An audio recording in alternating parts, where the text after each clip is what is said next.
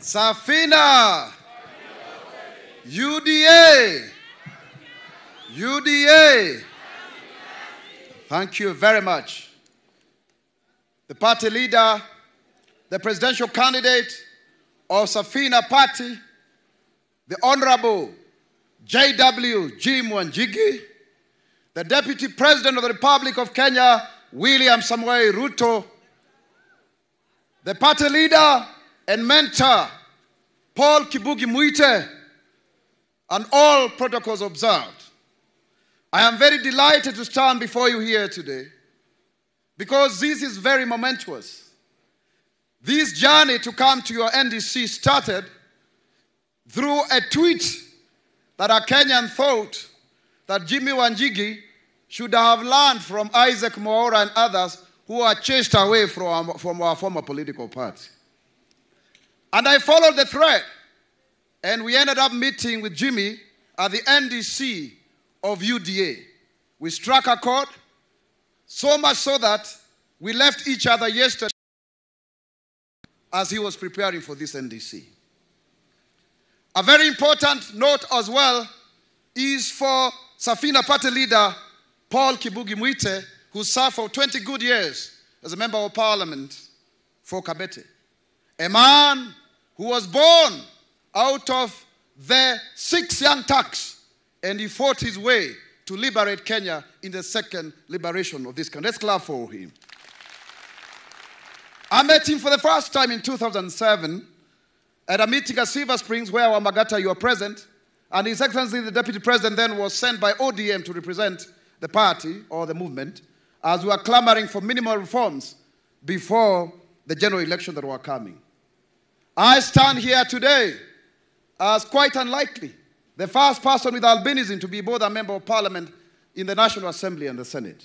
This has come as a result of the struggle by Safina, a party that actually fought and ensured its then Secretary General, Richard Leakey, actually went into parliament on a wheelchair. And when he was made the head of public service, Paul Mwite, as chairman, nominated Josephine Senior, the first blind woman to become a member of parliament. Safina is a very inclusive political party. It is out of fighting for the constitution that the position of those with disabilities and marginalized groups was entrenched, and that is how I got nominated in the National Assembly and now in the Senate. Safina has paid the price for the liberation of the most people who do not have the voice. But be that as it may, today is actually Itweka. Itweka! Itweka! I, Isaac Mwaura, a son of a single woman, decided to speak against the idea that only people from certain families can be president of the Republic of Kenya. You cannot have a Kenyatta, an Odinga, a Moi, and that like that. Even you can be president of the Republic of Kenya. It is possible. So Jimi Wanjigi, your dreams are valid. As a result, just like Paul Mwite and others did, we are the new left. I paid the price. I was in court for 10 good months. I had 7 court cases. I appeared in court over 30 times. I was dismissed, chased out of parliament like a dog on 7th of March. And they sent DCI to me and drones to my house. They had a gang of 10 people to finish me. And eventually, they put a travel ban against me. Just simply because of saying a son of a lowly person can rise to become the president of the Republic of Kenya. Those who did so, the handshake brothers, I forgive you. I forgive you. But the fusion of the monopoly of government and the fusion of the monopoly of opposition cannot deter Kenya from the liberation of economic emancipation. Today we stand here today and we are very glad because we have William Samoei Arap Ruto, a man who rose from obscurity as a chicken seller, a God-fearing man, to become the Deputy President of the Republic of Kenya.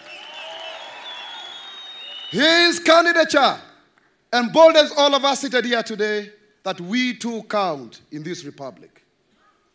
Jimi Wanjigi, welcome to the Hustler Nation. Let's march together We need your connectivity. We need your organization skills so that we can win 50 plus 1, if not 70%. You have a room. And I know that at some point you'll sit down with the deputy president and also agree to support him because he's the one on the lead. And I believe Safina will fall through just like Paul Mwaura said. Our difference, as I conclude, is that those who are fighting us believe that it is their privilege to rule over Kenya, that we are slaves, like we are rent seekers, and we must be remaining very grateful that they gave us an opportunity to serve. We want to tell them, no, the tree of freedom was fought with blood. We shall fight for our space because we too count. Finally, they want to change the constitution because they face existential crisis. One of them was finishing 10-year term. He couldn't run again. The other one was getting too old. He's 77. Let him retire, just like Paul Mwaura has left Safina to Jimi Wanjigi. They stand for the constitutional change. We stand for economic liberation. They are looking for power. We are looking for empowerment. They talk about trickle down. We are looking for bottom up so that we can empower people. Let's join together, Safina, UDA, and all like-minded, because the strength of the